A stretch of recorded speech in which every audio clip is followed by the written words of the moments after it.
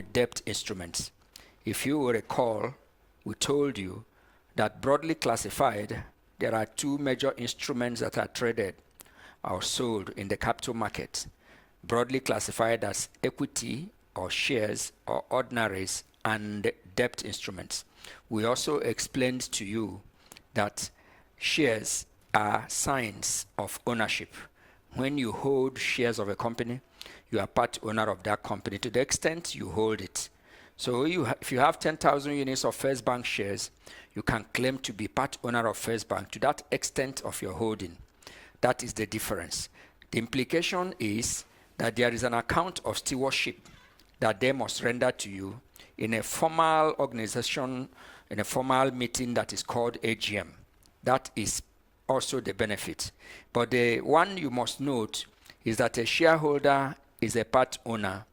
He takes the residue. When there is residue to share, he takes it.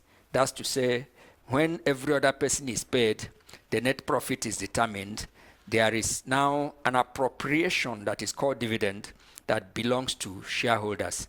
No other person is paid dividend except shareholders. So you get that. But imagine also that it is possible that in a given year, the company did not make profit.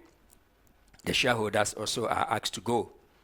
But the good thing is, nobody has a right to hold you back and say, your company is owing me, because there is a doctrine of limited liability that excludes you from such, except and when it is discovered that you are part of the problem of the company, particularly if you are part of the running of the company and it has gone under. There will be a lifting of veil of incorporation to determine who and who are behind the company. But it doesn't apply always, more so to non-executive shareholders. So having said that, the debt instrument or debts are those instruments that lent money to the company, or those instrument holders rather, that lent money to the company. They are entitled to what is called interest, which is a fixed return for lending out that money. So it is fixed. They are given their own due before shareholders. In the case of liquidation, the debt instrument holders have claims to receive before shareholders. Everything they take preference. But of course, if the going gets good and is good, the shareholders get more because there is no amount fixed that the shareholder must be paid. He is paid according to what is left behind. Now, we have taken those instruments to educate you. Some of you are ignorant of what you are getting involved in. So it's left for you to say, I want to buy shares because there are benefits in buying shares, or I want to take debt instruments. There are benefits in that.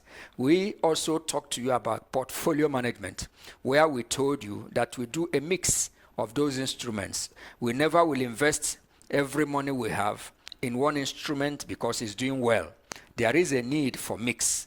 Portfolio mix is what we call a portfolio mix is what we do by investing debt and equity and all kinds of them in a recipe, in a form that will benefit the shareholder in question.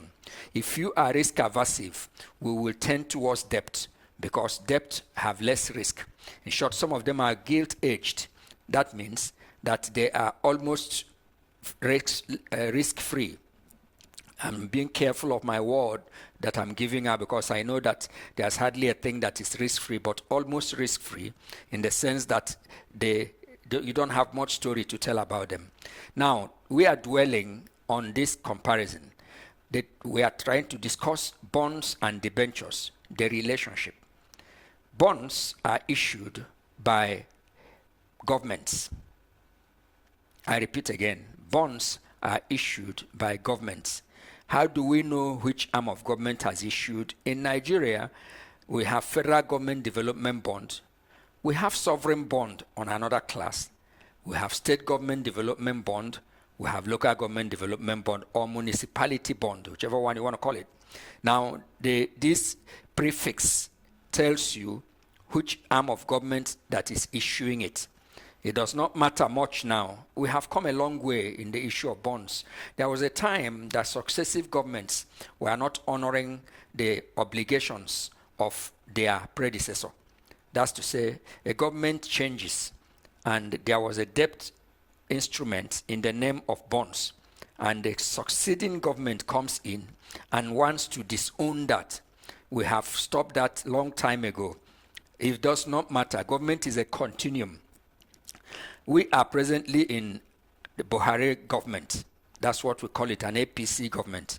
If by 2023, another president, for sure, there will be another president, because Buhari will be completing his 2 terms, whether of APC or PDP extraction or any other party.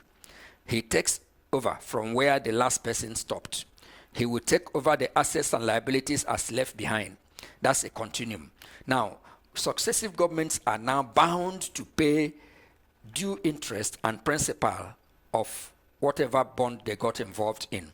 So when state, federal, or local government issues a debt instrument in that class, is called bonds.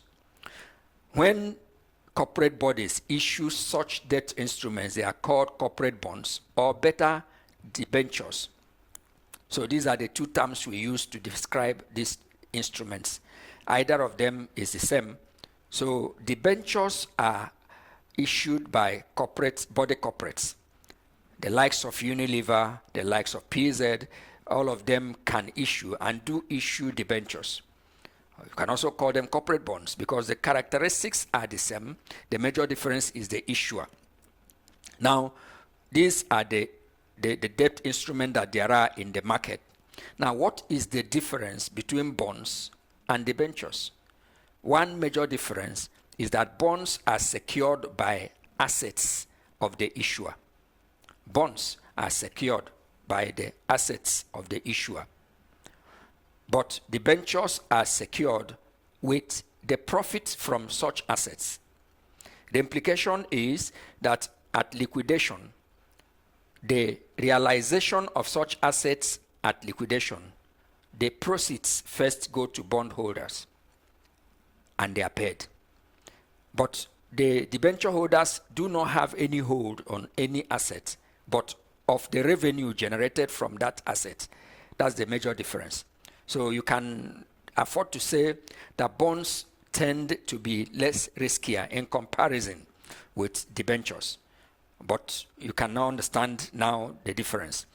We don't want you to be ignorant of what you're getting involved in. That's why we're taking all these pains and troubles to explain to you. So we will be concluding the issue of debt instruments with these teachings on the bonds and debentures. When next we come your way, we will be taking yet another type of instrument that is traded on the stock exchange. Thank you for listening. All right, thank you very much, sir, for that lovely session, and that wraps up the investor education series. Also, remember, you can send in your questions by leaving them under this video on our Facebook page. It's www.facebook.com/prostratetradio.ng. Also, you can send your questions via our WhatsApp line 08097910074. The day one you running right back. Say the drama you running up track. It's a one life, you tell me one.